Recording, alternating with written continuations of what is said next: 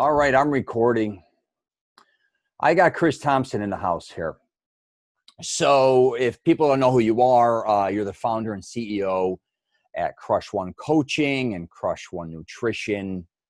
You're even an author. You wrote Get Hot Fast, which I think is a book, right? About an 8-week type of process that you do?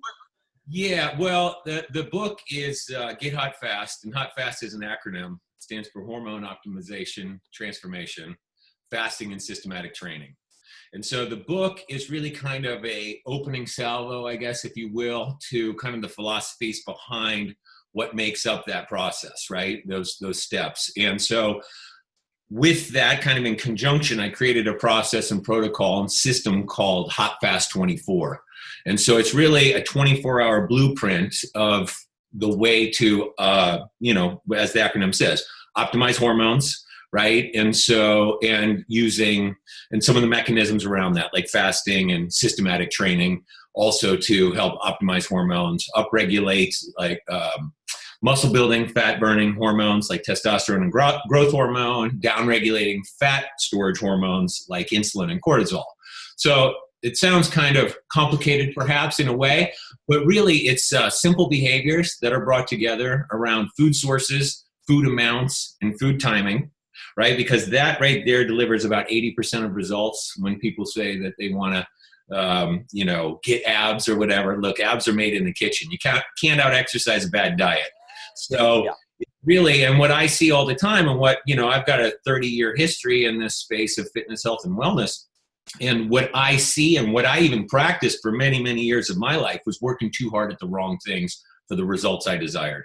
And I see people doing that all the time. Sure. And it frustrates me because I watch them get frustrated, right? And they think, people say like, man, getting in shape is hard. I'm like, it is if you're doing the wrong things for the results you desire, right? So I really just decided at some point to start kind of collecting this together, sharing my thoughts around that. I went back and I actually, one of my favorite quotes, I might say that 10 times today, by the way, because I have a lot of them, but one of my favorite quotes is don't believe everything you think, right? Yeah. So I went back and I deconstructed every belief that I had and went back and like you started getting deep into the science and like, well, why do I believe this, right? Is this just the everybody knows principle? And so how can I deconstruct that, leverage science, figure it out, and take what I found to be successful? I created this process and program while I was president of a publicly traded company, right? And so it was really about not having time, right? Not having enough time. And I was nearing 50 at that point and was traveling all the time. And I would get people and I was also face of the brand. I wasn't just president and EVP, but I used to film on platforms like bodybuilding.com and other global platforms. So not only did I have the rigors of a publicly traded company and, that position that comes with it, but also I had to maintain, the highest level possible for me, at least of physical shape. Being in shape for photo shoots and videos and conventions and things like that.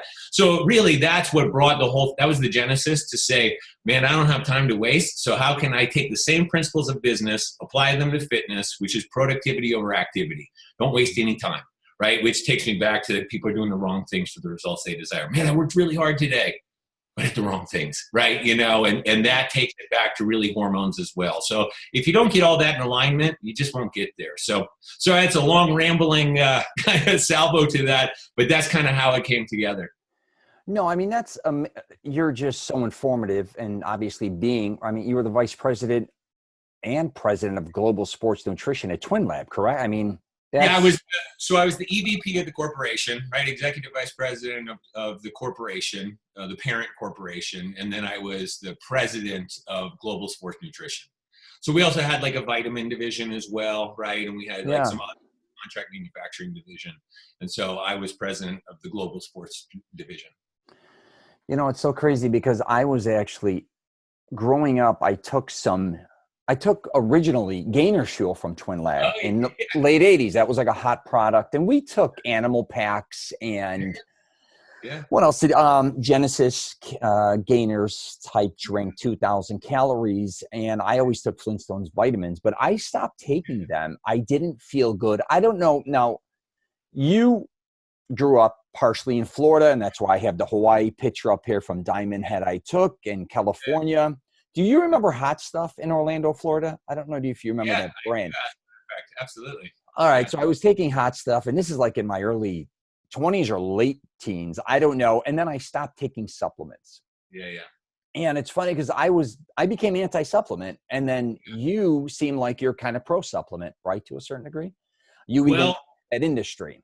Yeah. So I think it really, the answer is in the question, right? In that supplement, right? That's what it is. It's Absolutely. supplemental to a proper diet. And I think if you use that then to help fill voids and deficiencies, then I think it works as its intended purpose. What I think happened, and, me being part of that industry, I suppose partially at fault for it to some degree, but, marketing, advertising, the magazines like you and I grew up on, the bodybuilding magazines and so forth, you talk about Hot Stuff as an example. And I never worked with those guys. I didn't know those guys, but they were some of the, early guys that were, had these products that seemed too good to be true almost, right? Like, man, I'm going to take that and I'm going to look like that.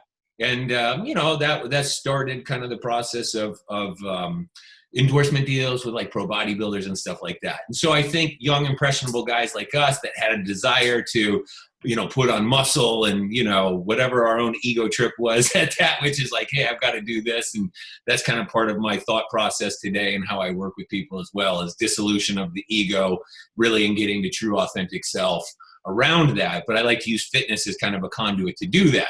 But I didn't start that way. I started from pure ego and wanted to grow and like, hey, if I had more muscle, I'd be this and whatever it was, and I'd get more girls and I'd, be better at athletics and so forth.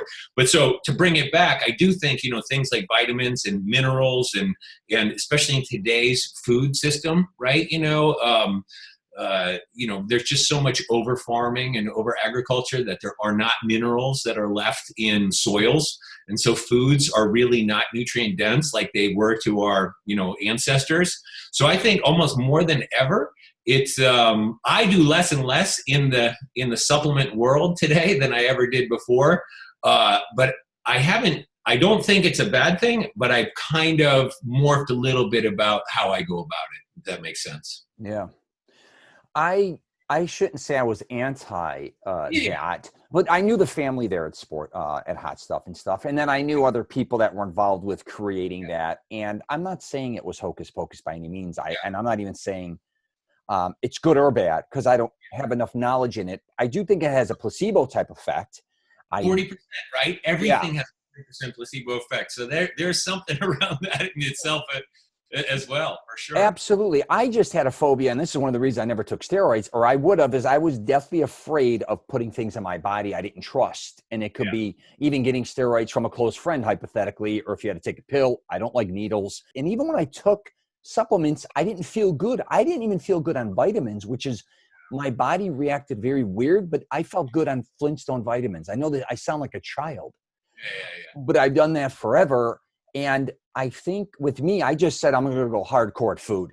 I'm just going to eat like an animal, but you have to have the money to where supplements, let's face it, sometimes you can't afford to do certain things where the supplements is actually cheaper than continuously eating 4,000 or 5,000 calories a day. Well, I think the other part is convenience, right? I mean, that's absolutely 100%. You talk about something like a gainer, right? And I work with some people, that's their goal, and gaining's hard, man. I get it. I'm not taking it away from anybody that their goal, that they, have a desire and maybe even a medical need, let's call it that, to lose some weight, due to high blood pressure and diabetes and all these other, ailments that they kind of come in through, and that's it. And changing behavior is difficult no matter what behavior you're changing. But I will always contend that if you're an ectomorph, right, there's the somatotypes, there's 3 body types. The endomorph, which is, considered just the kind of shorter, a little bit more round, right? Mesomorph, which sits in the middle, which is kind of that triangle body, the athlete that we think of. And then there's the ectomorph, which is the tall, skinny kind of body type. And so every body gets kind of classified into one of those three, they're called somatotypes, right? And so I've always contended that for that ectomorph, I think that's the hardest, right? Because to your point of like, hey, I've got to be in a caloric surplus to be able to gain. And so that's where things like gainers, it's funny, like gainers don't sell in the United States and haven't for years and years and years. But man, I still work with different relationships that I have around the world. In the Middle East, they buy it like it's going out of style. It's the #1 selling product is gainers, right? But I think a lot of it, Russia was the same thing for a long time. I think some of it is they're just kind of a little bit behind kind of what our trend is, and so now they're trying to gain. But in a lot of countries like that as well, good quality food is maybe not quite as easy to come by. So I think going back to convenience, supplementation, right, help to fill that void is really good. But you know what? You said something that I heard you say, a word you used that I love, because it's what I use at really at the core of what I kind of teach and work with people today in this Crush One coaching. You said I didn't feel good, right? When I took those, I didn't feel good. I didn't like how I felt. You would be shocked. It sounds so almost like basic, but that's one of my core foundational fundamentals is learning to feel. And most people don't feel, right? They think their way through things. So one of my little lines is there's some parameters around it in my system, but one of the foundations is when you're in what I'll call a food window, eat anytime you're hungry. Now there's parameters, right? It's not eat anything, they have their food sources, and their food amounts on how they do it. But I want people to get back to intuition, learning, because most of us, right? I was one for a very long time as well too. This was, again, breaking the paradigm of things, which is there's kind of two parts. One is the bodybuilding world or whatever that you want to call it that we kind of came from, which is, all right, here's the common knowledge. You've got to eat every 2 hours. You've got to stay in positive nitrogen balance. You've got to get, you've got to supplement with BCAAs and amino acids in between every meal because that's how we stay in positive nitrogen balance through enough protein. And so none of it had anything to do with how you felt. It was all this kind of thought process of this is what I need to do. So a lot of us kind of came up in that mindset. And then today, what I find most people are eating out of habit, emotion, right?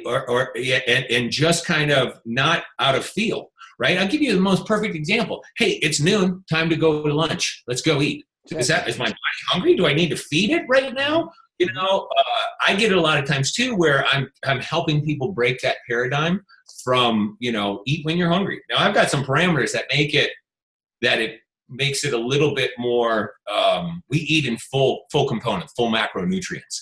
So what happens is part of how I break that habit is people say, man, I'm hungry, like to themselves. I'm hungry, or they share with me in our check-in, I'm hungry. I was hungry, but not that hungry.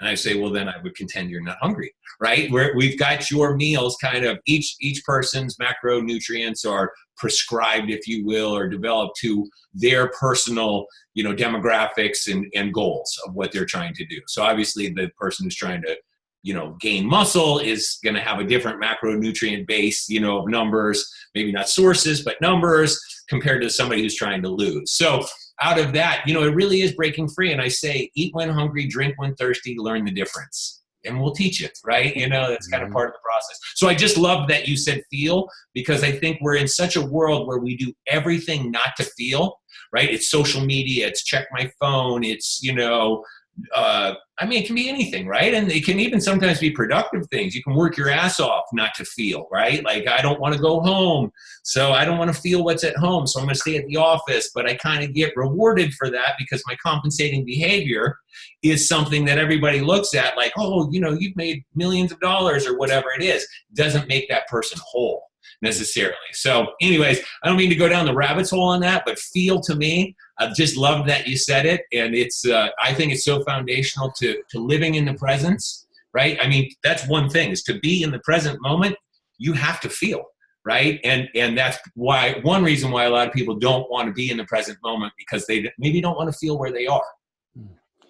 Yeah, I grew up the opposite, I think, of most people. I was an athlete and I was always shredded. I was Right. shorter. I was a shorter kid at the point in time. I was kind of like the runt, but I was always actually one of the strongest on the team.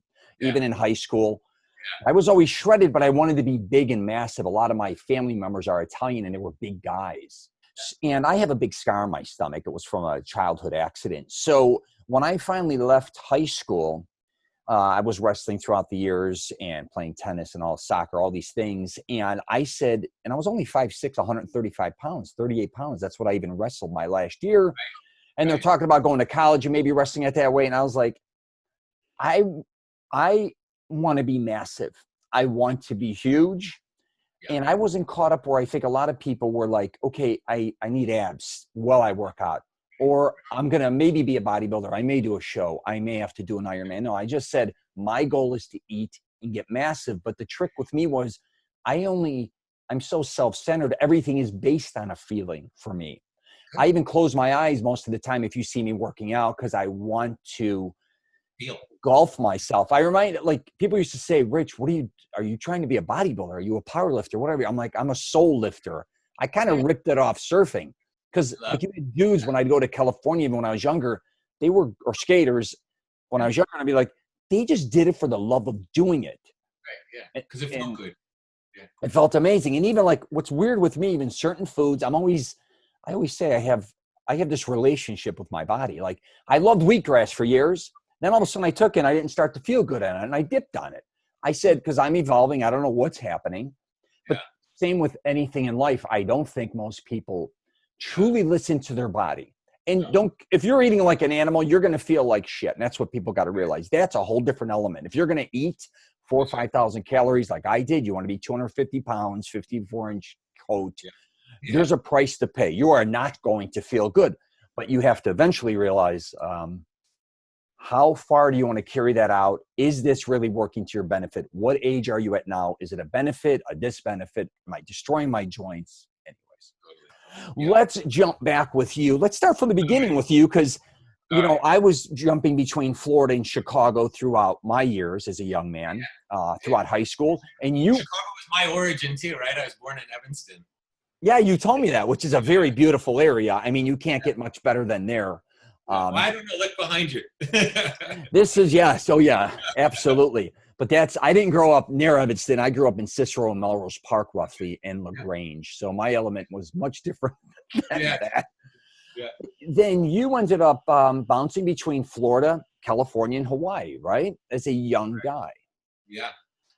Tell me a little bit about your past, how you ended up like starting there, and then how you ended up in nutrition, hypothetically, or just working out. Is it because of the environment or? Yeah. Well, not too unlike yourself, right? So, like so many of us, right? I'll start with the geography. I was born in Evanston, right? So that was always kind of felt like family home was Chicago area. My parents divorced when I was young, right? Who can't tell that story? Although it was a little different in the early 70s, right? Not quite prevalent. And my mom moved to California, and my dad and I ended up moving to Florida. We lived in Minneapolis for a while and then moved to Florida. And so I spent, like the school year in Florida, in my growing up, and then I would spend my summers with my mom, which she lived in a couple of different places. She first lived in Southern California, and she lived in just outside of San Francisco, Mill Valley, for a while, and then she lived on Maui for I think about 8 or 10 years. And a brief, like 1 year, we said this in the beginning as it started, but right over your right shoulder, and I couldn't pick the building at this point, but somewhere back there, because you're sitting on top of Diamond Head right now, and I could sit on the balcony and see Diamond Head, which is, if you haven't been to Oahu, it's, that's kind of the crown jewel, right, of whatever, of the vision. But so, I got that. I went kind of back and forth. And so that was cool. So it's interesting to me is you brought up some things about feeling, right? And it was skating and it was surfing. Well, in the early or mid 70s, that culture was really born in Southern California. And I started in that as well, right? I lived at the time, I can remember being about 8 or 9, maybe 10 years old, and lived in Minneapolis. And I would go for the summer to California, and I got into skateboarding, and surfing, and I'm wearing if you remember the brand like OP and Ocean Pacific. Yeah, you're down with, you're Dogtown and Z-Boying it, hardcore, Santa Monica. It really was around that time. Yeah. I wasn't with those guys, but I was. Vans was kicking ass. Yeah, that's a great one. I would wear Vans, and I would bring them back to the Midwest, and people look at me like, "What the hell are you wearing? You're like totally weird." And I'm like, "No, you guys are weird, right?" But it was just kind of, it was interesting, right? But what I liked is it gave me diversity in culture, and I got to experience a lot of different things, and interesting how you can be like really cool in one environment and really an outsider in another environment. And it's, look, it's all the processing stuff that I guess we go through. And then you asked about, so I got very into, I started out in music was my big thing, which I still am into, and play guitar and played in bands. And I'm fortunate now I work with a bunch of rock stars, which is a lot of fun for me, to go out on tour with them that, in their fitness, health, and wellness, and my best friends. But with that said, I really was into music. And then when we moved to Florida, I didn't really have those partners that I played with, and I wasn't playing music. I wasn't playing in a band. I was at 11 years old. I was playing in a band in Minneapolis, and then that kind of changed. And I was like, all right. And I was into athletics at the time. I played hockey and soccer and football, and I did not play basketball. Whatever it was, I was into. You were in Winter Park here, right? Correct? Did you go to Winter Park High School like my daughter? That was in Minneapolis, and then when we came to Florida. I went to the public schools were not quite what they were in the Midwest, right? And I remember we were touring the school I was slated for, public school, and I was with my dad and my grandmother, and they looked at each other and they're like, "You're not going to school here." And I was like, "Thank you," because I saw kids. It was just foreign to me, right? Kids were like smoking cigarettes and walking around barefoot and long hair. I was like, I thought I lived in another world when I was in California, but man, this is different. So anyways, I went to Lake Island. If you know it, I went to Lake Island Prep's gorgeous. Yeah, for sure. So since you've been there, it looks like Harvard. Looks like a baby Harvard. Yeah, there's no chance I could get in today. I mean, it's $20,000 a year for starters, I think. Yeah. I think it was always expensive, for like times of what it was. But yeah, I see that kind of money and I'm like, whew, man, anyways. But, it was really my dad trying to make sure that I was in the right environment and, stayed out of trouble, obviously. And so that was athletics for me, right? So athletics was everything. And then that's how training and nutrition, really came together was it started in, all right, well, hey, I'm getting good at sports. I'm getting good at, football, and I took on basketball, and that became my new passion. But now I wasn't strong enough. So then training, and then, so it started off with that. And so it was athletics, and then to improve in that, and then ego gets involved around that as well too. And then it's like, hey man, if I have a good body, then it's more girls and it's this and that. But it always stayed with me and just became kind of a part of my life. And so I started, I started studying nutrition and started getting into it. And I probably studied like the way that you did to begin with, which was all the bodybuilding magazines. But I don't know that, we learned good stuff. We learned some, and then, I started getting into it and was always kind of a part of it. But I ended up majoring. I went to Florida State University, and I majored in communications and psychology, and got degrees in that. And but also really I had a nutrition teacher. And he was a writer. He was a bodybuilder, and he was an Army Ranger. Right. He was a writer for Muscle and Fitness, and he taught a class. And I sat in the front row. I was not too into school, right? Early on, and I just was like drinking it in, and I just loved it, And it was like, man, this is it. This is something really cool. But it was just kind of a side thing for me, really. And anyway, so that was kind of set up my journey. And like you, I never did steroids. I never did any of that kind of stuff. And I always kind of wanted to, because I like you for sure. Like, man, how can I get bigger? But I'm afraid. And so long story short, I really kind of backed my way into later in life, always training and, getting further and further and practicing more and more. And I kind of found myself when I was in my 40s going, man, I'm healthy. And I remember at like 48 or 7 or something like that, I remember my doctor doing my annual physical, and he said, man, your blood work, your everything. Like, I wish all my patients were like you. And this seems really weird, but that was almost my epiphany. It's like, oh, wow, there's another side to all of this. I mean, I'm in my 40s pretty much at that time, right? And so that really kind of set me on my mission at that point now, which is where I am at. I'll be 52 in like 3 months. And, really my mission now is about helping people to improve their fitness, health, and wellness. So take all the things, I made mistakes. We all did. So what have I learned? And then out of my communications and psychology and all my background in getting into the, nutraceutical business and everything is, how can I be a conduit to teach people? Again, going back to earlier where people are just working too hard at the wrong things for the results they desire. And so how can I bring that together? And that's why I created a system and, put it all in place to be able to now, teach. And I love the beautiful quote from Maya Angelou, when you give, when you learn, teach. And that's where I find myself at this point. Too. That's kind of the journey, right? Absolutely. You're shredded too, dude. I mean, you are shredded. It's very, me living in Chicago and always loved weightlifting because I had a lot of younger cousins and older cousins, I should say, more or less, that were always into fitness, and my parents were both into fitness. But when my father moved to Florida, I think at 13, 14 years old, and I was spending the summers here, I was going to a couple of hardcore gyms, one Orange Avenue gym, as you know, which is one of the oldest. Yeah, and, it was.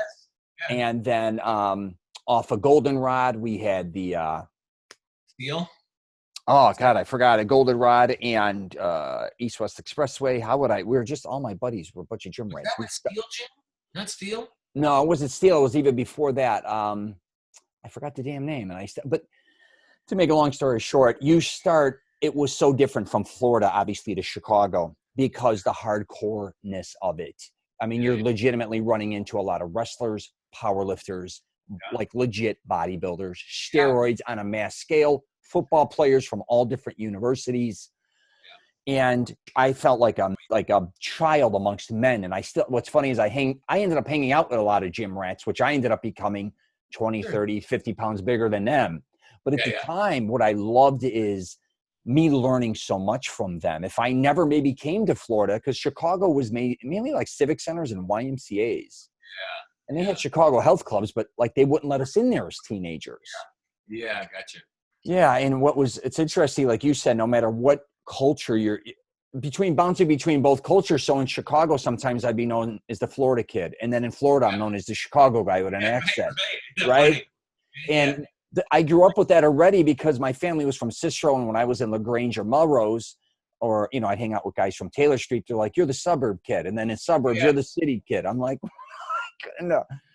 But all those things, I think, help us evolve because me and you had the opportunity to learn so much about fitness and different, like, legit cultures, live them, not just visit them and come to Orlando, go to Disneyland.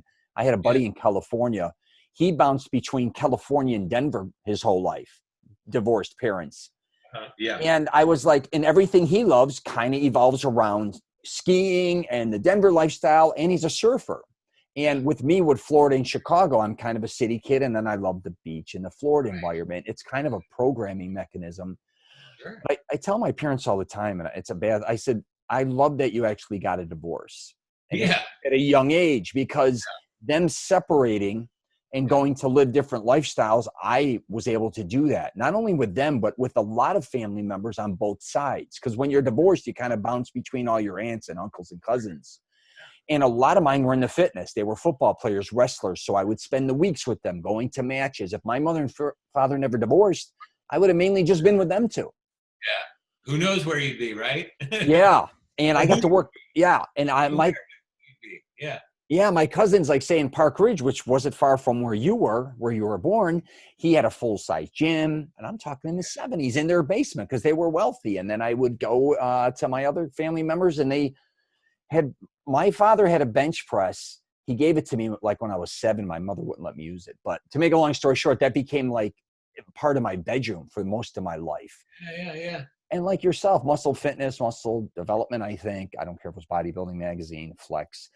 Yeah. Back to feeling, I'd read that and kind of figure out, because we didn't see anything with fitness. Maybe on ESPN once in a while you'd see Body by Jake. But I'd read these workouts, Kaspari, Haney, even back in the old days, if it was Arnold Franco and them, and I'd be like, they would describe what they're doing with a photo, but what you had to evolve and feel again. What were they going through? What were they doing? We had to interpret that. Yeah. And it was all about making my whole theory is your mind has to almost, it's like shutting everything down, and not only mind in the muscle, I almost engulf myself into what I'm doing. I don't know how to explain. Well, that's my first, man, you give me so many things I want to like touch on from that. Great stuff. But that is where you are right now. That is my first. I have 3 critical success factors in the training side of it that I teach people, and the first one is mind-muscle connection. Yeah, for sure. You know, and part of that is presence, right, and awareness. And are you in that, right? And are you, you know, that really is. I think that's part of what yoga is like about too, right? It's about being present, connecting with your body. And in this system that I developed, I have this 13 exercise protocol and system, and I'm trying to come up with the right term for it. I'm usually pretty good at these branding things. And it's been years and I haven't gotten where I want to, but one of the closest ways I kind of describe and explain my training methodology at this point is almost a resistance type yoga. Mm-hmm. Because it's very flowy. It's very about, I say flowy. It's not between movements where you move like that. There's 13 separate movements, and you can train it. I train it in the gym a lot of times, but you know, I've been training with resistance bands by my pool, you know, for the past, 3 months happily, and enjoy that. I take those on the road when I train, you know, when I travel sometimes, and in a home, you know. So again, that's how I incorporate it into like busy lifestyles, like, you know, rock stars and executives and, you know, whatever, busy moms, all types, right? So I have to help solve that solution from it. But it all comes down to feeling, right? You know, and that awareness. And so you're really good. You're good at being present like that, which is really big. And I always, for me, I like to use the kind of this fitness, health, and wellness journey as a conduit to come in but it's so much, it transcends so much further beyond that. And I always say as I work with my clients, you know, this is a metaphor for life. I'll give you my third critical success factor. It's intensity to failure, right? But it's not about, we only grow through failure, right? So how do we look at what I learned this one a long time ago, so I can't necessarily take authorship for this, but I use it in my own way, which is, every time I go to the gym or every time I go to train, I show up with one intent. I'm here to fail. Fail forward. Keep moving forward. Fail forward. Fail forward. Yeah. And so fail, because growth is a byproduct of failure. And yet we all are so concerned about what people are going to think about us if we fail. And so the failure happens before the start, right? It's like, well, I don't want to do that.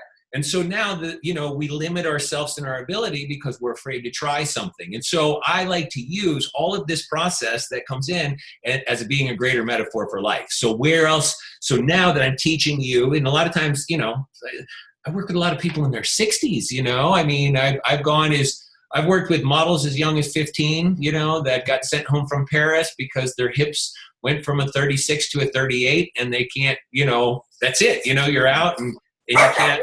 Oh, sorry, Mark. That's all right. I just got here, and that's cool. My sidekick here wants to go play with him. Ernie, say hi to Ernie. How you doing, buddy? I love puppy and dogs. This is Ernie. He's French bulldog. He's a good dude. I'll let him go out. Go play. Sorry about that. My pool guy it's great. But that's my sidekick. So, you know, teaching people how to fail and teaching people how to embrace failure. And really in this, for me, for this critical success factor, it's about learning the difference between mental failure and physical failure, right? Because you do something and you go, okay, my brain is telling me now, or my mind really, you know, okay, that hurts. Let's not do that anymore. And it's a protective mechanism, you know, and then it's finding that second voice that comes in and goes, oh, bullshit, man. We haven't failed. Like, you know, this muscle is prepared to do, it can do more than this muscle will let me, right? So how do I break free in that? So then I use my 8-week engagement of kind of, you know, helping people evolve along this. And then I like to challenge them as well. It's like, now where else can this be practiced in other areas of your life. Right. So this is, again, my mindfulness, my awareness to things of like, you know, am I hungry or am I thirsty or am I just in my kind of routine? You know, is it 8 p.m. It's Monday Night Football. And so it's time to eat. You know, I'm really hungry because I've got just a routine that I do, you know. So how do I break free of kind of the program and really get into kind of the heart and soul of who I am? And to me, that's through awareness and feeling. And you've already revealed so many things where you do a great job of that. I love it. You know, it's a journey, and I never looked at working out or lifting weights as there's never going to be an end for me. And I think that's where, and I never had unrealistic expectations. I knew it was a long process. And I used to say, if I gain, you know, losing weight or gaining weight, I learned that in wrestling too. You don't just lose 10 pounds in a week. You can, it's very unhealthy. But, yeah, exactly. You know, but gaining muscle mass or building up coordination and playing sports for so many years at a young age, starting at 5. I didn't run on a soccer field at 5 years old because my family was Italian, like they liked soccer. And then I ended up playing like middle linebacker at Pop Warner and all these things. Each one I had to master, but it took me time to do that. But I think the difference with me is when I go work out, everyone's in a rush a lot of times. Or they resent that they're there. If you don't do what you love, it's all a waste of time. If I took someone who don't want to surf that's afraid they're going to get eaten by a shark, hypothetically, they're not going to ever really learn how to surf. If I took someone in the gym, like I have so many friends and family members, they don't like to get sore or they're bored lifting weights. This isn't for you.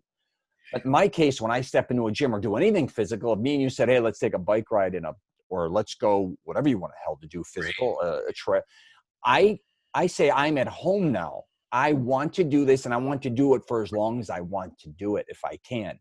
Also, I think with people's schedules, they make their health the least important. So if you can only work out for 45 minutes or an hour, what type of results are you going to get? But you can sit and eat out and smoke and drink and watch football and do all this shit for long periods of time. But they kind of reverse that. Here's what I would say to that. When you're doing that, those are, and look, I actually watched last night, I watched the Clemson, Alabama game from 2017, I think. And I knew the outcome and I was still like on my edge of the seat till the end. It literally ended on the last second of the play. And it was fantastic. And I love football and I'm into all that kind of stuff. But you're not present when that's happening. Right? You're not feeling when that's happening. It's a distraction. I love it. You know, I'm not taking away from it. It's one of my favorite things. But as you talk about it, I'm just like you, is that I use exercise and training as that point to like shut all that off. I love that you said you close your eyes.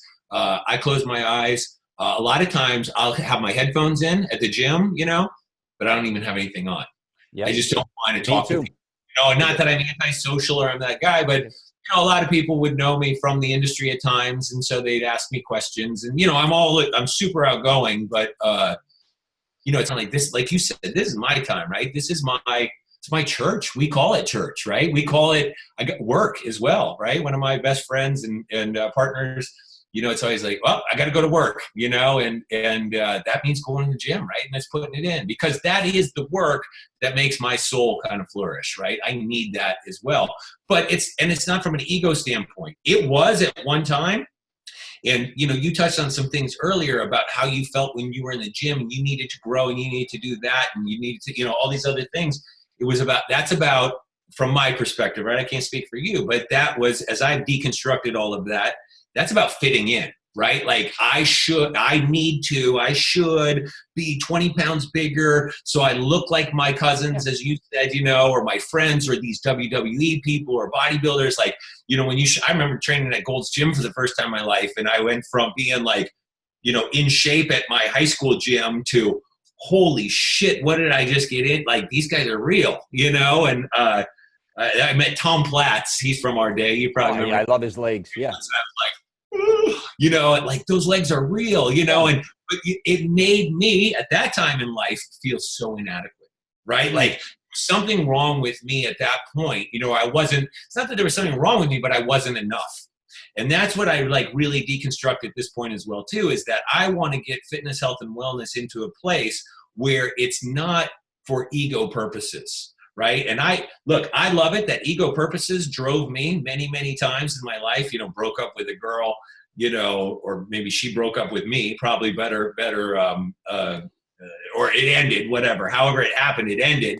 And then it was like, oh, I'm going to dedicate myself to the gym, and I'm going to train this summer like never before. And when I go back to school, wait till she sees me, you know, as if somehow that's what the problem was in the relationship, is that I wasn't big enough or shredded enough or whatever it was. But that was the young man's mentality in that. But that's a root of ego not feeling enough, right? So that's such a big part to me that now I really want to kind of tap into that with people, because it's incredible how the compensating behaviors, sometimes they're productive, right? Like getting in great shape, like you know, not being arrogant, but like we both have, right? You know, like we've gotten, you know, compare myself to other 51, 52-year-olds, and I'm in pretty good shape, you know? And so with that said, but that was my compensating behavior at one time that came from a place of pain, if you will, or not feeling enough.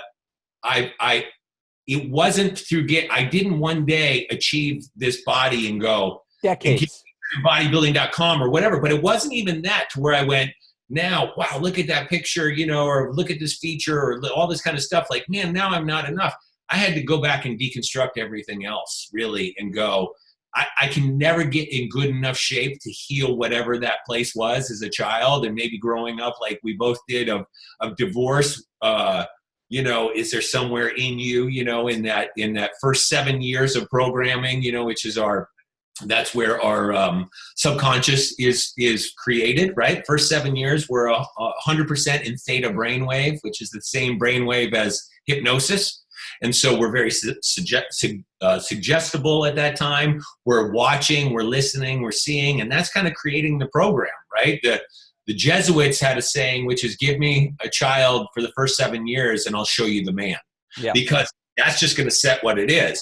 And so they're in those places where being products of divorce or, you know, maybe I didn't even think about it until you just, now that I'm replaying what you said earlier, going to California where I didn't fit in. I was a Midwestern kid when I first went. It's like, you know, look at that guy wearing those clothes, you know, now I bring those clothes back in the Vans and Lightning Bolt and Ocean Pacific back to, you know, Midwest, and people are like, look at you, you're weird, you know, oh, I didn't fit in. Oh, I got to fit in, you know, and so you start to kind of like chameleon yourself a little bit, you know, which I think there's some great stuff around that because you get a lot of cultures and you learn how to kind of be good in any situation with anybody. So I think there's good development that comes out of that. But until you really release that, for me, right, I say you, until I released that of getting to kind of like, you know what, I am enough where I am and how I am. Now, I'm not training to overcome something, I'm training to become something. And it's not against it's not a resistance to it from a fear, you know, because instead of just living through this memory of the past, it's now what's this vision of the future. That's a line from Dr. Joe Dispenza for any of you that know him. And he's amazing. I love him. He's great. The best. But I love that, right? Is instead of getting caught up in that program of what that was, how do we break free and become the new?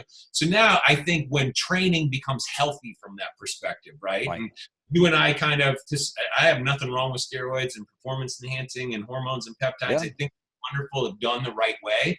And I think especially later in life, you know, where it is, and I partnered with a clinic that does a really beautiful job of that, of helping people with testosterone therapies and things like that. But you don't need to be doing that when you're an 18, 20-year-old kid. You will mess yourself up, you know, because of what it is. So fortunately, we dodged that bullet of it, you know, but I think we both had that feeling in that desire, that need to be more. But anyways, I mentioned that because it really is about, I think when you get into that kind of really kind of holistic approach, you know, it's about working that inner child as much as working where that is in the, you know, in the mirror today, if you will. My father was a standout athlete. He even won Golden Gloves, I think, in high school. Wow. He was a boxer, basketball in Chicago. He went to a military school his whole life. So he had some of the best trainers. I forgot, he had a heavyweight champ. I can never remember his name, or a professional fighter teach him. And then my mother was very athletic. They even wanted to, in the 70s, to be a professional bodybuilder. Like she would take me to the gym. We'd go to the YMCA. We grew up in LaGrange. We had one of the biggest in the Midwest. Wow. And I think my programming was kind of the opposite of what most people, my parents wanted me to kick it in the ass. And my problem was I called it reverse anorexism because my dad was tall and strong and big. And so was my mother. They were kind of still genetic, kind of unbelievable genetics. And I was a scrawny kid. And they were still taking me to all my sports, a lot of my games. And then my father ended up owning a nightclub. And then he even had friends that were in jail or prison that were jacked. And he's like, well, in jail, there's these weights. And then he ended up buying the bench like when I was 6, 7 years old. But my parents were programming me to be a beast still to this day. I'm not going to say they didn't push academics nearly as physical, I guess you could say, gains, because they are really about power and strength still to this day. My mother's very strong and my father's still, he's had some ups and downs, but he loved sports so much. He even went into the gaming industry for vending. And then even he was an exceptional dart player. Anything he did, he excelled in. And I think a lot of people so that's why I do mastering self-confidence, because I think my parents pushed confidence, but I almost felt like I wasn't getting the results I wanted quick enough. And I think, I'm sorry to interrupt, but did you feel that you had to achieve like they were? Right? Was that a pressure, which is like, hey, this is the bar and I have to do this? Because you obviously adapted well around it and did it. But that's part of what I'm talking. It's like, wow, I need to be these things. So now it comes down. And I think it pays off in the long term if you do all the other work around it, which clearly you have. But if you're doing it to fit in with somebody else, I would contend that's not really I would say that's what confidence is, right? Confidence is being okay, right? Like I'm okay with, and so if I have to meet somebody else's, so it's funny you say that, is that my dad was a wrestler, college wrestler. Also, so he was athletic from that. He came close to in the Olympic trials as well, but didn't make it. And so he was very accomplished in that, but he's super smart and super successful. His was always about academics, right? I was the opposite. I was like, man, I just got to do enough to stay eligible. So to me, my passion really was what was being quote unquote pushed on me for my own good, right? Was, hey, do good at school, right? But I was like, I was like, man, I want to do good at sports. That's where I kind of connected and felt alive, not in a classroom. Was just boring to me. It wasn't until later, really in college, where I was like, oh, this shit makes sense. I like this, now. And today I'm intellectually curious and study quantum physics and mechanics and metaphysics, all kinds of things, just because I'm into it. But back to kind of where it is that how do we create, that's a lot to try to live up to with parents as incredibly successful and interesting and developed as yours were. I was trying to catch up to their genetics, if that makes sense. I'm just letting Ernie. Come on, buddy. No problem. Sorry. No, that I was trying to catch up with their genetics as a child or even as a teenager, which doesn't make sense, right? Because you got a 6-foot father or whatever, and a mother that's 5'9", whatever. About that. Yeah, so I was like, why did I kind of get shorthanded here? But what I think a lot of people got to realize too is their true potential, how long it takes. And if you're younger, you never truly, you need to take time to develop your coordination, muscle mass, and your genetic potential, because a lot of people sell themselves short, regardless what age they are. If they go work out in their 20s, 30s, 40s, I do a lot of videos on that, where people don't understand their full potential because they never worked hard enough or long enough to get there.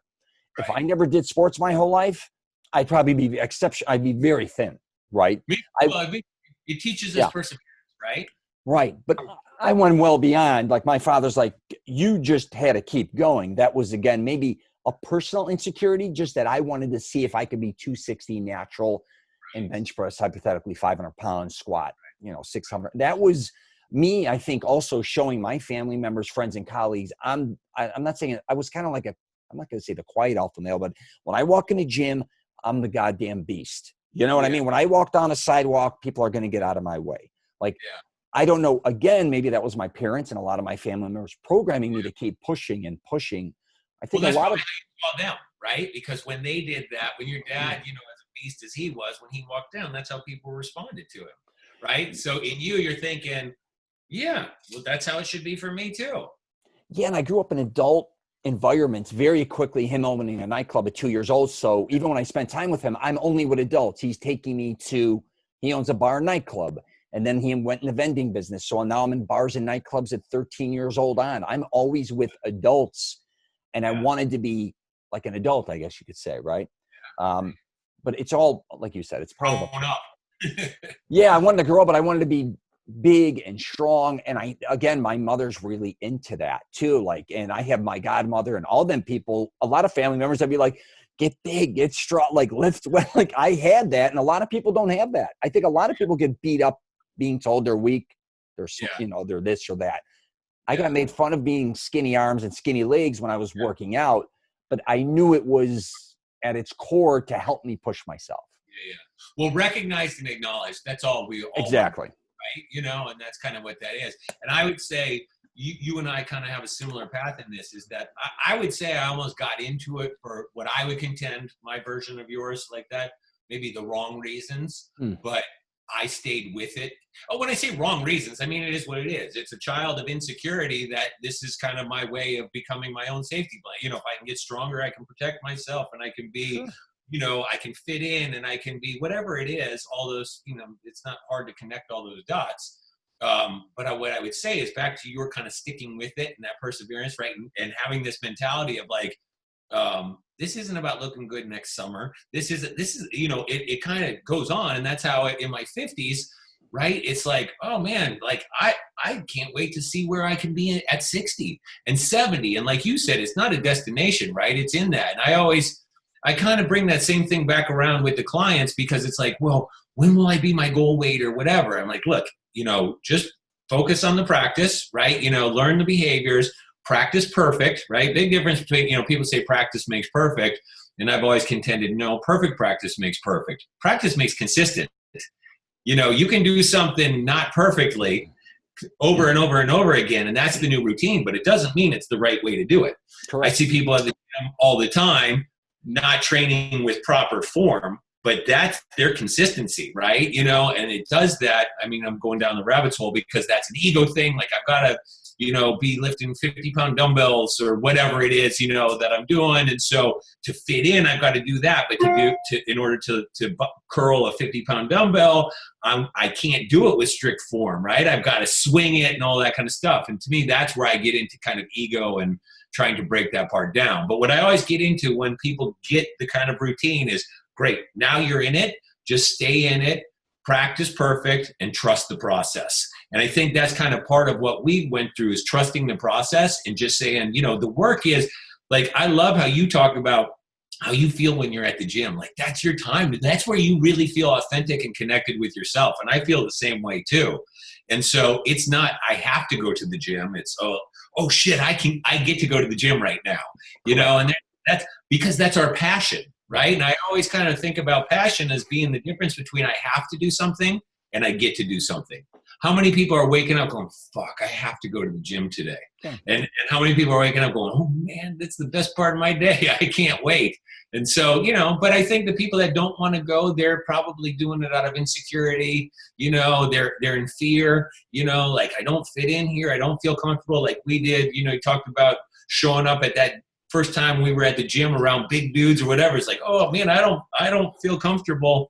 That's just our mind playing tricks on us. And so trying to break those barriers and those walls, to me, is kind of a big part of getting people into this flow, because I think, you're proof positive. I would like to think I am as well of what it can do for you, and I think some of that is, you talk about confidence and mastering confidence. We all just want to fit in. Right? As that's part of confidence, is like, I belong, I fit, I'm acknowledged to where I am. And if it's, we've used fitness to kind of do what we needed to do to fit in with that. But so that becomes a compensating behavior around it. I would contend that we don't have to do that to fit in, but once we get, sometimes it helps, right? You do something, it's like, oh, great. But just being comfortable in your own skin, right, is kind of where that is. And that's part of what I try to work with people and teach them, is it doesn't matter where you are. Because a lot of people are like, man, I've gained a bunch of weight. I used to look good or whatever it was. And I'm like, all right, it didn't happen overnight. Let's just get you going in the right direction to try to, to get this back. But the most important thing is to feel good in that process. And I think that's where confidence kind of comes in, right? And I think also when you put the work in, you're like, each day, and like, you know what, I've got a system, I'm trusting the process, and I'm putting in the work. You feel good when you invest in yourself, right? Investment yields a return on that. And I think, you know, that's really, I think, how confidence comes about in something like that as well, too. When you put it in, you're like, okay, cool. You know, I can kind of give myself permission to feel good about where I am. Yeah, I had a cousin that was a beautiful model in the 80s, and she used to say, Rich, take care of your body, you know, take care of your hair, take care of your skin. She used to say, I promise you, when you get older, it will be worth it. What, you know, and I see her, she lives in a beautiful house in Scottsdale now and stuff. And I go see her and I'm like, because I'm 50 and I don't even know my cousin would be well over 60. She's still beautiful. And I'm like, thank you for teaching me that. It was worth it. Right? Because a lot of times I don't think people look at themselves really down the road. They'll work out for a certain amount of time in their life, maybe to get women, and then they get married, then they're overweight. Then maybe, you know, I don't even do it anymore. Right. Yeah. Right. There's all these different phases where if you're just a little consistent, and I think a lot of people, when they think about working out, is one, they don't want to evolve and change. They have to realize maybe weightlifting isn't for them. Say you started at weightlifting, maybe it is time to cycle. Maybe it's time to hike. Maybe go play volleyball. Maybe it's aquatic. I don't know what it is. Yeah. But I think to be open-minded, people burn out. And I think that's half the battle. And I have been fortunate enough. I've been lifting weights my whole life. I have ups and downs with, you know, maybe not wanting to do certain things in the gym. But there's so much in a gym. And I love to go to all different types of gyms all over North America. So that's a different phase that works for me, I guess you could say. Most people, I think, burn out. Like I said, it would be like a job or anything else. They go to the same gym, do the same type of workout, same routine with the same people, same listening to the same type of damn music, and you wonder why you're fried. I mean, it's. Well, I would contend, I think you nailed it in that, but I would contend that you're not being present when you're doing that. Absolutely. Right? You got to be enough. genuine with yourself. People lie to themselves too. Here's the other thing I think too. Your genetics plays a big role in your life, no matter what. I was very fortunate. I went from 140 pounds roughly to 220 pounds in like a year and a half. I was, again, I thank my mom and dad again all the time saying, and my grandparents, I say, thank you for these genetics. You know, like no shit. I worked out with so many guys. Either they didn't have legs or calves hypothetically, and they were big upper body, or some were small upper body.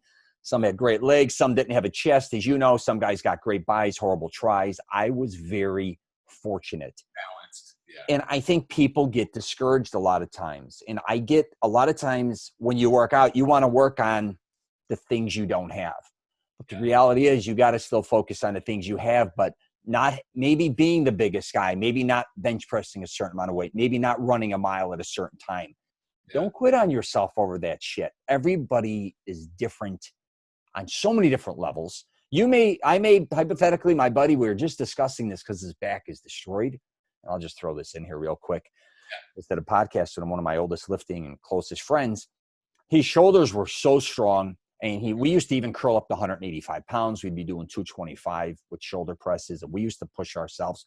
But when it came to legs and back and chest, I would decimate him. And he kept trying to keep up, which in the long run, now his back is destroyed. I'm just using him for an example. One is trying to keep up with somebody else is kind of a loser move. But also it's ego again. And I didn't have, and he looked like a Greek god. He's 6'2", V, abs. And I said, you in your past, what drove him was trying to maybe keep up with me. And then I wasn't caught up in the other thing, but me wanting to always maybe be stronger than him pushed me, right, in certain directions. We did push each other. But at what cost? Sometimes people don't realize you're sometimes doing things for the right reason or the wrong reason. That goes for me gaining too much weight, feeling shitty. And then it goes for people losing too much weight and not realizing, you may be thinner, but you're not healthier, right? And that can also take a toll on your workouts, bigger or thinner. So, I'll tell you something funny to that, because I think it is about being okay with yourself, which is back to the confidence thing at that point, right? And so Yeah, I lived that same way. I was like you. I always trained with guys way bigger than me. And so that was my pride, is that I could keep up in certain areas, right? You know, like I was really strong at this or that. And so, you know, that was kind of my thing. But that was an ego thing. So one of my deconstructions that I've done is now in my training methodology and mechanism, and system, I've cut all my training weights by about 60%. Right? So let's just say it was a 100-pound dumbbell, right? For easy numbers.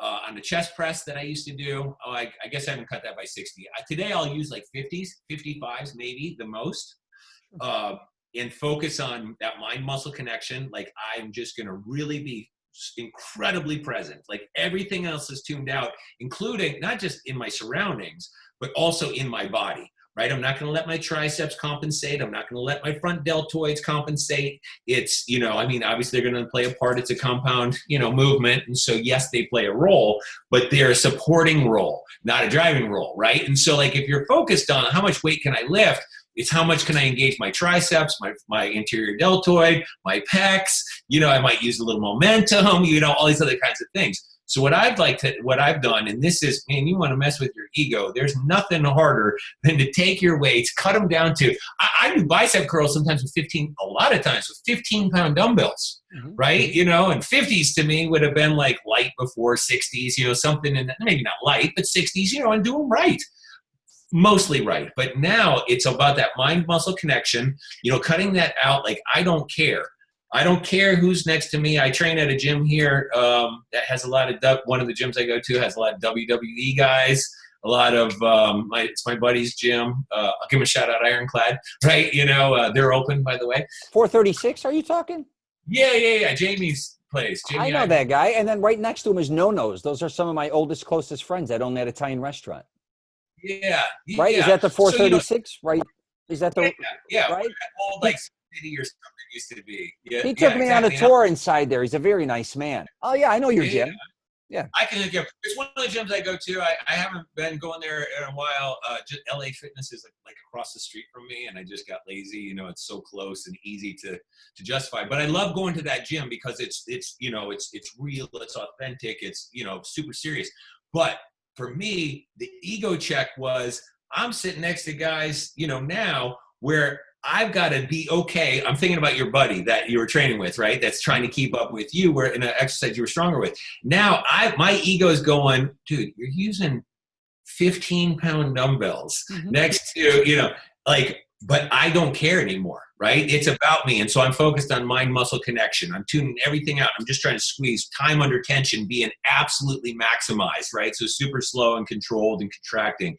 And then intensity to failure. How can I fail in just that muscle, right? And while you're there. But there's no way I could have trained that way 10 years ago.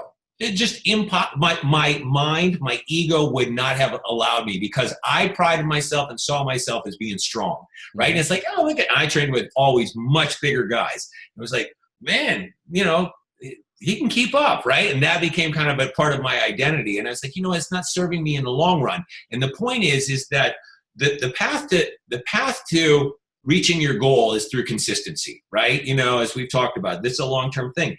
The number one impediment to consistency is injury, right? Like, and I used to get that all the time because I'd ego lift and I'd like, okay, I got to show off to myself or whatever, you know, or we're somebody, you know, and you're keeping up and you're doing something. And so as soon as you're focused on lifting a weight and getting from point A to point B, you're not focused on feeling it all the way through. You're focused on getting it from A to B. So now it's real, as part of that, you might get a little, you know, all of a sudden a little bit out of alignment, and that's how you get injured. And next thing you know, you're like, oh man, I can't trip, my shoulder's all jacked up. And so now I'm missing days. I can't do that exercise because I've heard that.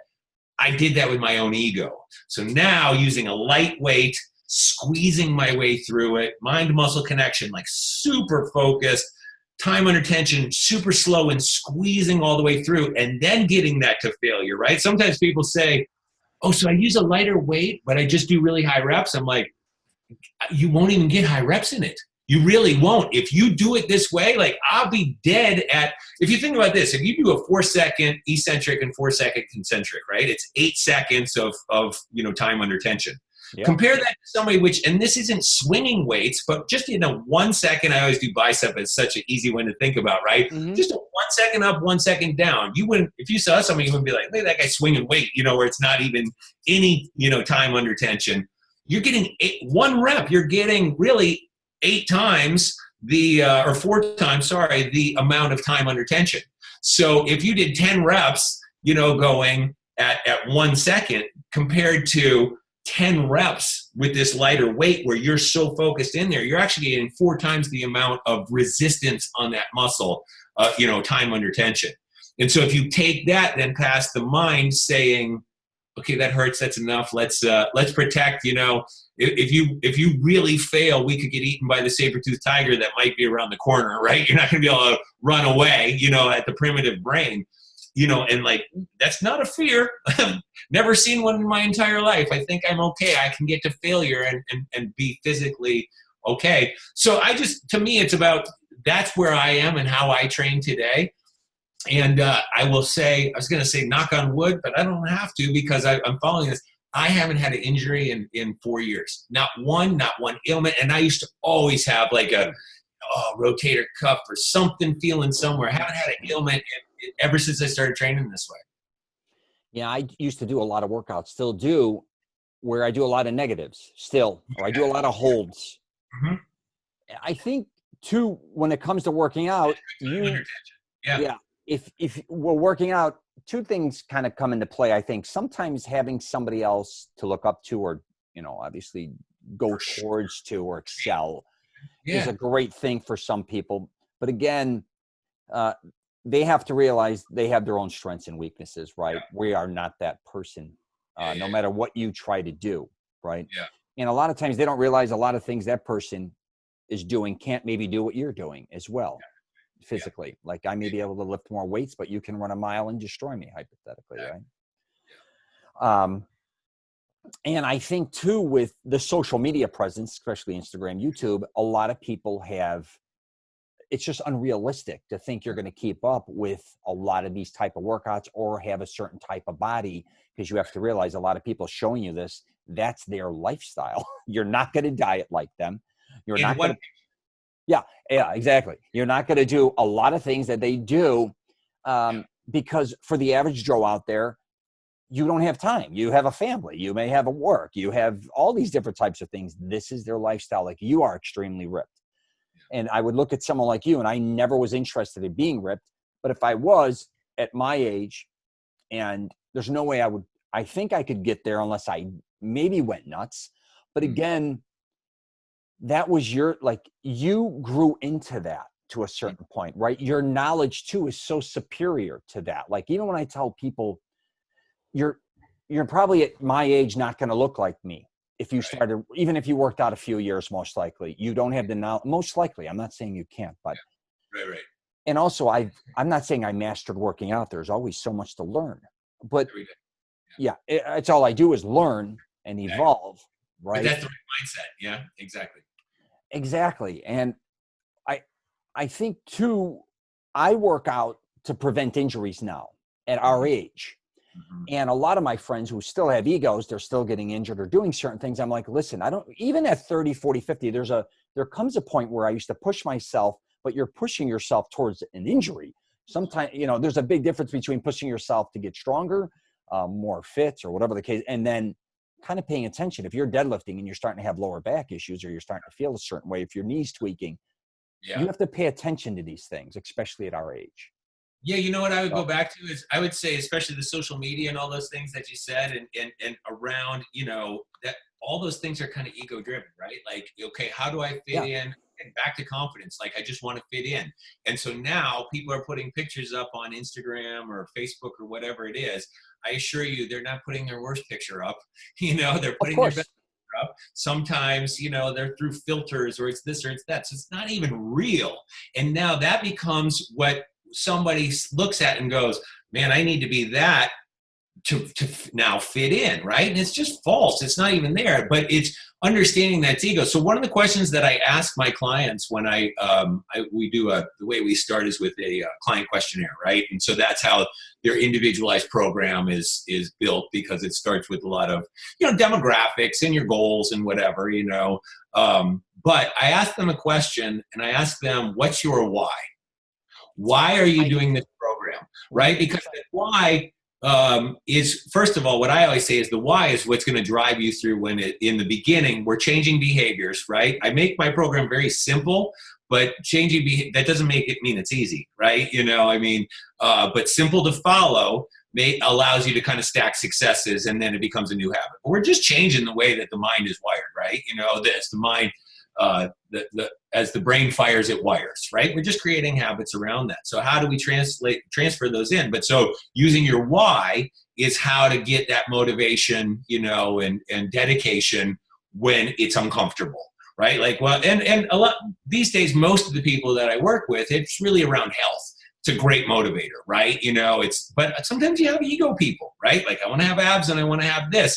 And so it's like, okay, whatever it is, we've got to tap into that. But I do try to get people away more so from the ego stuff, right? Because ego's going to learn, it's just not going to bring you anywhere happy, right? Because you can't get there. You can't get enough of that. You can't get shredded enough to, if that's what it is, if that's how you're going to become okay, like your confidence is going to come from being the most shredded guy, I'm here to tell you there's always going to be a more shredded guy, and there's always going to be a more shredded picture. And so now you're just chasing the wrong shit. And I think if you just get into kind of like, man, how do I fill my heart and my soul in this and be the best I can be? I think it's great to look to other people. And I think you mentioned this earlier. I always trained with people that were bigger and better than me, which was great because it gave me something to chase. Now, at a time, there was an ego, which is I need to be like that, to now be okay. But I think that what it taught me was just simply, I got to be what I figured out. You talked about this before on body parts. I can just be the best me that I can be, right? And that's what it is. And so I'm pretty muscular for a natural dude, but I'm more about like, well, the leaner that I can be, like I want to bring that together and be that physique type, body. The more I can bring that together, like that's me. And I did this Twin Lab video back in the day, 5 years ago maybe. It's called the Muscle Militia Workout. It was this 30-minute workout that we trained. And I brought this together. It was me with two of my guys. And so I was the physique guy, 5'10", 178, I think I was probably. And I'm pretty good shape at the time. And I had a bodybuilder buddy of mine, one of my best friends, and then a power lifter guy who played pro football. And so the three of us trained the exact same workout together. And the thing was, and so, we lifted heavy. We did all this stuff, the things I don't really do today. But it was really to kind of show that there's, for this, it was about this workout was just really effective and so forth. But I couldn't be either of those guys ever. There's no way, I'm not going to be those guys, but I could be the best me that I am. And the reason why I kind of produced this and put this out for Twin Lab is because we were opening up like, okay, I identify with that guy. I want to be that guy. I identify with that guy. I want to be that guy, right? And I was just one of those. And so much of my life, I was trying to be like you talked about, like I wanted to be the 250 guy or whatever it was. And I would find myself, when I would get over 200 pounds, I didn't even look good. People would say it, wouldn't say anything to me at like 205. Never hear anything. I'd get down to like 180, maybe 175, and I'd see buddies of mine that compete at the gym. I'm like, man, you look huge. What are you weighing, like 205? I'm like, no, I weigh 180. I'm like, no way. I'm 205. You're bigger than I am. And so that's where I really started to learn that, man, none of that shit means anything, right? Like how much you weigh. I do this with my clients all the time. I'm like, I use it as a metric because I have to see, if your goal is to reduce body fat, we want to see what's happening. So I have all these weekly metrics that I go through, but I always explain to them that the scale, I always say the scale is simply a measurement of gravity. It doesn't tell you what it's pulling on. I could show you two women that are 5'5", 135, and one looks like an endomorph, kind of round, and the other one, fitness girl or something, looks like this mesomorph, like they're the exact same statistics, but they don't look like the same type of people. And so that goes back to, I think, find what you can be. I do think train your weaknesses, right? Everybody wants to train their strengths because that's easy. That feels good. How do you get into that lagging body part? You see it all the time these days. I see guys at the gym that have these great jacked upper bodies, and you look and you're like, what, are you in stilts? Dude, it's leg day, right? And they're not, because they're so focused on training their strengths, and I would contend, I'll talk to them sometimes, the younger guys, I'm like, man, start training those legs, man. Get on your weaknesses. And then use that again as a metaphor for life, is that it's fun, it's easy, it's motivating to do the things I'm good at. But how can I tap into putting the work in on the things that I'm not that good at, but I can get good at, right? And get that improvement. And so I always like trying to find I like training my lagging body parts better than my strength body parts, only because I know it's doing more good for my overall. But it doesn't make it easy, right? Especially if your ego's in place, you're like, man, I'm so weak at this, or it just doesn't look as good. But once you get rid of all that shit, then the growth really occurs. Yeah, the one thing you're never going to do is escape yourself. I don't think people realize that, right? You cannot jump into another body. And I also used to say, no one really gives a fuck about your body except you, right? Like you're kind of caught up. I mean, you may look at someone and go, wow, you almost judge them. A lot of times we all judge people harshly. Oh, he's on juice. Look at his legs. Look at it. He should do this. He should do that. That's how they're probably looking at you too. No one gives a shit at the end of the day. It's all on you. What I tell people too regarding working your strengths or weaknesses, do it all. I never missed a leg workout. I never missed a gym. I go in the sequence that I go into. Sure, sometimes I couldn't do legs maybe because I was still literally too sore from maybe doing something else. Yeah. But the reality is, just get a balance.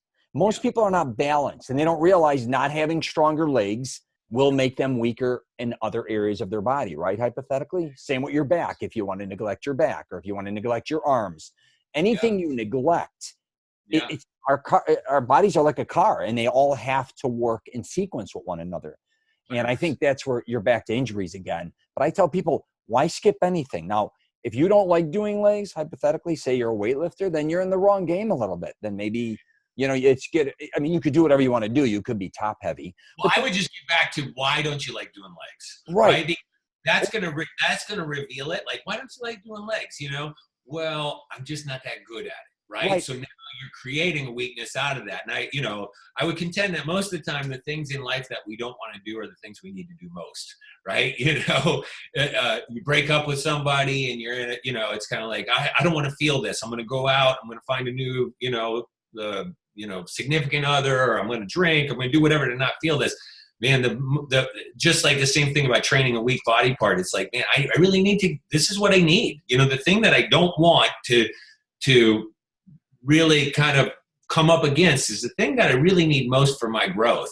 Again, that goes back to feeling, right? I think the more you can tap into that feeling and awareness and that mindfulness, that's really where life occurs. And then this fitness thing, it's fun, right? You don't really care. Like, you celebrate other people looking great, and it's, you look great. That's awesome, and you give people compliments like that at the gym a lot of times. Sorry, I got a little bug flying around.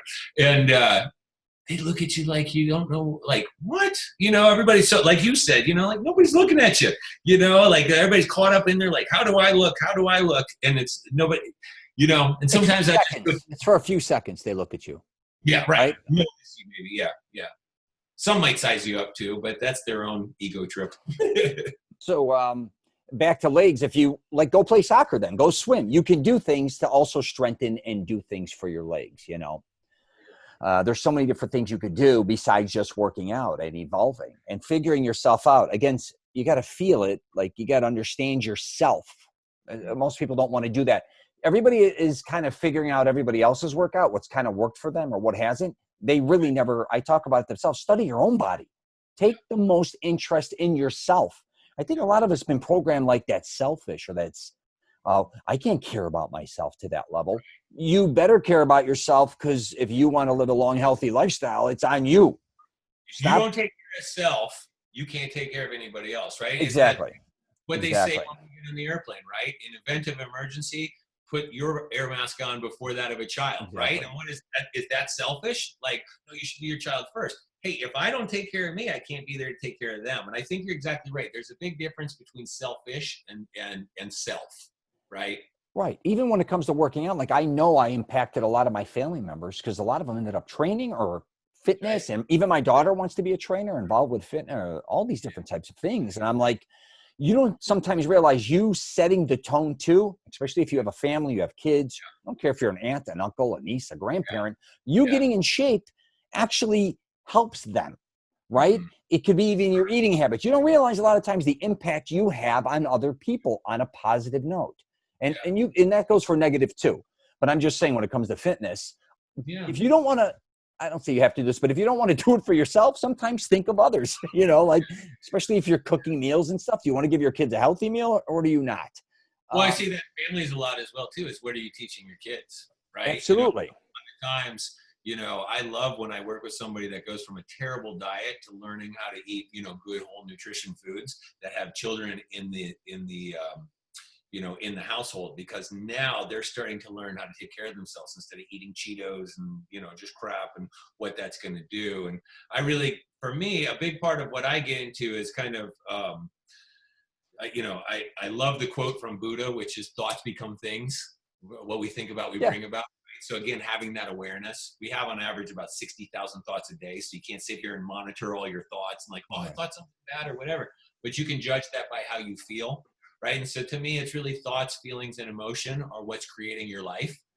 You could be right there in beautiful Waikiki Beach behind you right there, you know, which is at 5-star resort and have everything. But if your thoughts that you're thinking about in that environment is everything that you don't have, you'd be miserable. Right. Or conversely, you could be in some, you know, inner city, you know, blown out place or third world country or something where you don't have maybe the beauty around you to be a part of. But if you have beautiful thoughts and feelings and emotions on where you are, and that's just where your center is, you can be in joy and bliss in that. So it's not really where you are. It's, you know, it's kind of, absolutely. Yeah. Well, this is where it starts, you know, and I think that awareness. And so one of the things with me is that what I like to, part of my process is reducing inflammation, right? That's the really first step. As optimizing hormones is also part of reducing inflammation. And so it's amazing how, as you do that, how it starts to change the thoughts that people have, right? You know, that inner voice that we all have. Is that inner voice our friend or is that our enemy, really, right? You know, and it becomes fear in that. So I get this all the time. So one of the things that I find super interesting, that broke through a lot for me, is that serotonin, the neurotransmitter that is the feel good, you know, neurotransmitter. It's why people take drugs like MDMA, Molly, whatever, ecstasy, whatever you want to call it, is it floods the brain with serotonin and you just feel this euphoric. Well, that's a natural occurring neurotransmitter in our body. And so we tend to think of it because it's, you know, this brain chemical that we think about. Well, here's the irony, is that 90% of it resides in the gut. Right? So it's in the intestines and it actually passes through the vagus nerve to the brain where you get that. So if you're eating what I always say would be the wrong food sources, wrong food amounts, and the wrong timing, and you're creating, you know, a lot of artificial foods and, you know, things that are you know, creating this inflammation because it's difficult for the gut to break that down, that's now limiting literally your biological ability to feel good. So that keeps you trapped in this state of not feeling good. And so as we can break free of some of those things, it's what happens is I get it all the time in conversations with people. My first question on every check-in is, how do you feel? Right? Back to feeling. How are you feeling? And I get it all the time that people say, man, I've noticed that my thoughts are better. My inner voice, like I used to argue with myself and all this, it's getting better. It's kind of getting into that kind of, oh man, we're kind of at peace in that. When you get at peace, everything else can change around you. By the way, your body will change a lot faster too, because when you reduce that, when you're in an inflamed state, even if you in that state were able to feed yourself perfect nutrients, your body's not in a position to be able to absorb them as it needs to. So yeah, it's really about, that's why I still love training. I still love fitness. I still have my physical goals. To me, that's the fitness part of fitness, health, and wellness. The health part is really about the biology, what's happening, like we just talked about, hormones and enzymes and neurotransmitters. And the wellness is really what's that internal dialogue that's happening. What's our personal psychology of communication to ourselves, and where are we in that? Are we having limiting beliefs and thoughts? Because if we are in a state of distress, you're going to have that, right? You're in fear and concern at a biological level. When you can break free of those things, all of a sudden you start to become free, and now you're not worried about what somebody's looking at you at the gym, if they're staring at you because you're lifting heavy or light, or you look good or you don't. It's kind of like, you know what? I'm kind of in me at this point, taking care of me. And that's all I'm comparing myself to. I think, to me, that's the kind of nirvana of bringing it together. Wow. I hit an hour and a half with you. I could talk all day. I'm going to wrap up with whatever the hell I'm going to say, and then I'm going to have you end it with whatever the hell you want to say. And I'm going to say, I think the one thing people have to realize, they're going to fall off the wagon. They're going to gain weight when they don't want to. They're going to miss workouts. And here's the deal, man. I talk about this all the time. Look forward to the next workout. Look forward to the next month of what you're going to get done. That includes meals. You may have bad meals here and there. Do not get caught up with it, because a month on the road, you're not going to remember that you had a shitty meal, or you ate fast food, or you blew a couple workouts. Even if you took a week off, a month, try to remember that's going to happen if you live a long life. You're not going to always have great workouts. Me and you maybe we're pretty fortunate. We've been very consistent. Yeah.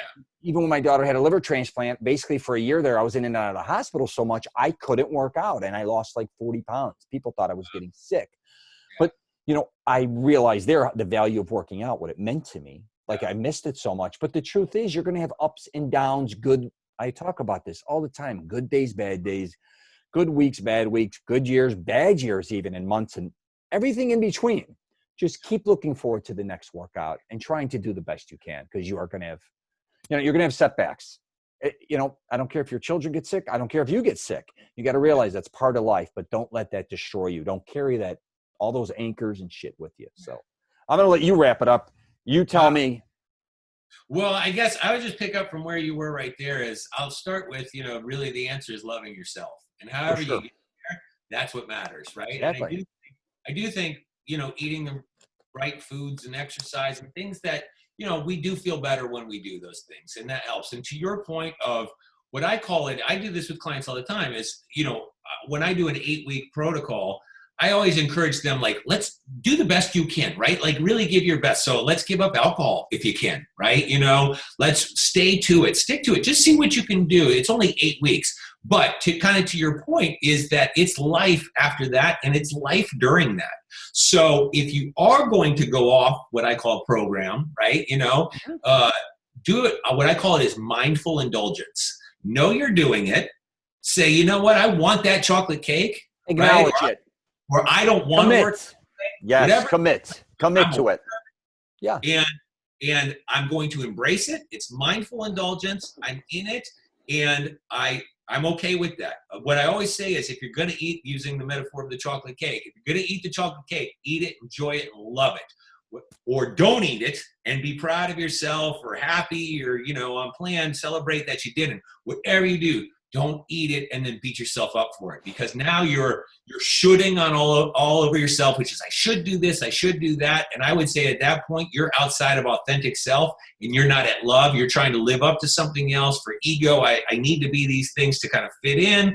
And so just bring it back, and just, it's a journey, and we are here for experience, right? And so I would contend there is no good or bad or right or wrong. It's just experience. Enjoy it through the process and kind of hone that. But, the more you can get back to self and your self-love, in that state, you can also love everybody else better as well. And that's really my ultimate mission, I think.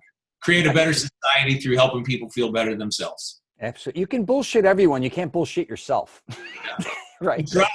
Right. You can try all the time, but the end result, I love eating Italian foods. I eat it. I enjoy it. I work out because I want to eat it. A lot of people got to realize, if you have chocolate cake, you're working out hard, if you are, because you want to enjoy that once in a while. Don't think you're destroying yourself because you're enjoying yourself doing something. You know what, I'll just add one last thing to that, which is cheat better. And so, right? And so this one, like, I a lot of times will tell people this, is that, what's the better bad decision I can make right now? Yeah. Right? So, I get that one with alcohol a lot, and it started with the rock stars that I work with. It's like, Well, okay, alcohol is going to be a part of this. It's the job, right? It's part of the life. It's all that. But what's the least, what's the better bad alternative? What's the better bad decision? Vodka over beer, things like that. Same thing in the food. Is like, man, I just need something. I'm going to give myself something. Well, what's the better bad decision I can do here? Is it chocolate cake, or is it, I've got this other meal that's really pretty good, or however that is. But again, all those come back to awareness and what I would say mindful indulgence. And then I think the last thing I'll say is what has it so, I think, connected in myself and what I strive to and help other people get to is that when you break free of all that and you wake up and you feel really good every day, which I didn't used to for a long, long time, even when I was in great shape or whatever, maybe my thoughts weren't good. I'd wake up in this state. Mm-hmm. And now I wake up and I feel so good all the time that my priority is it feels too good to feel good to do those things that I had neuroassociations in the past that were enjoyable, and maybe they are in the moment, and I'll still indulge in any of them at any given time if I desire to,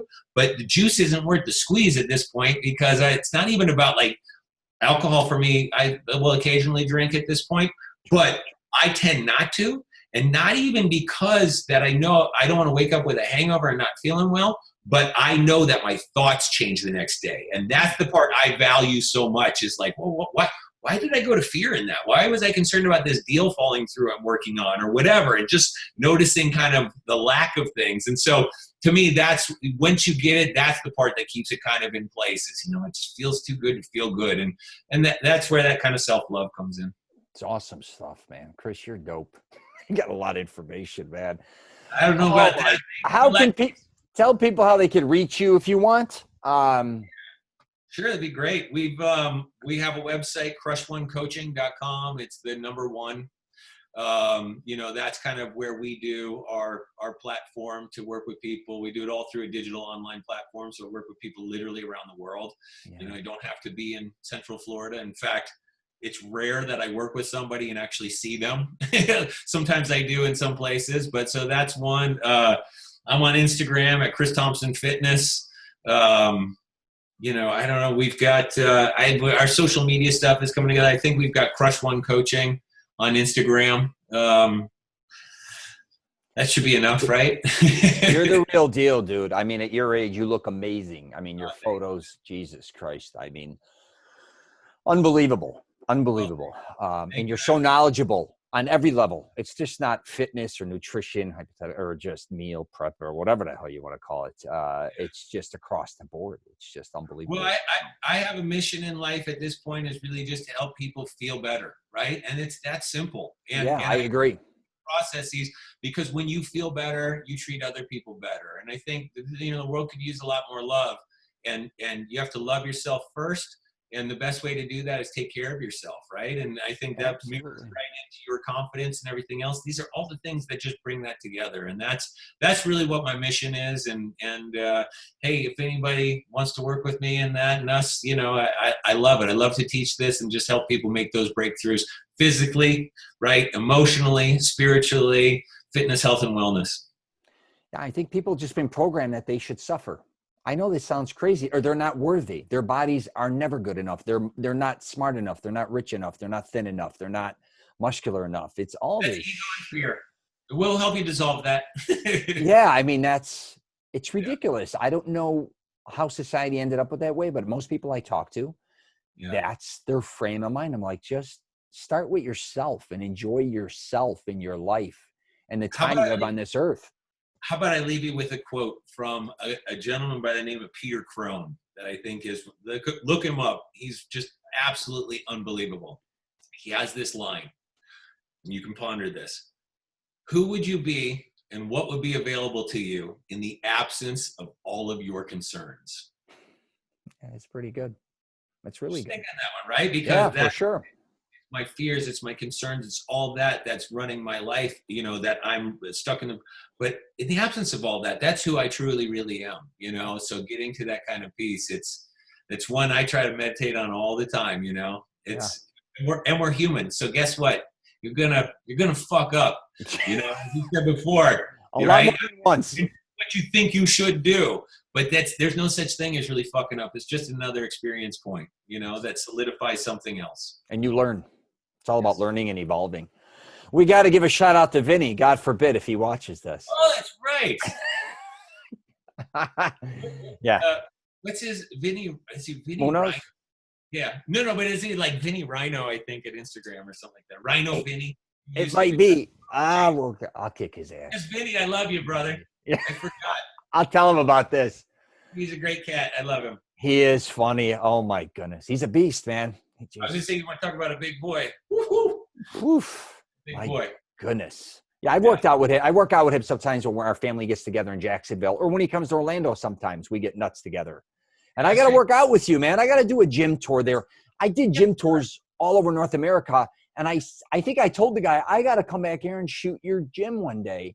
Or it was another day I went in there to show someone else. But he's a very nice man that owns your Ironclad Gym, 436. So. He's our age, and he's ridiculous, you know? He's in great shape, man. Shredded. Unbelievable, you guys. I'm not shredded. Let's not get ridiculous. You guys on another element. Hey, I'd love to train with you. I think it'd be fun. I'd like to put you through how I train and let you see how. I love everything new. I love anything you try new. Sure. All right, brother. I am going to wrap it up there. And it was, again, thank you so much for coming on here. It was great meeting. Yeah, perfect. All right. I'll talk to you later.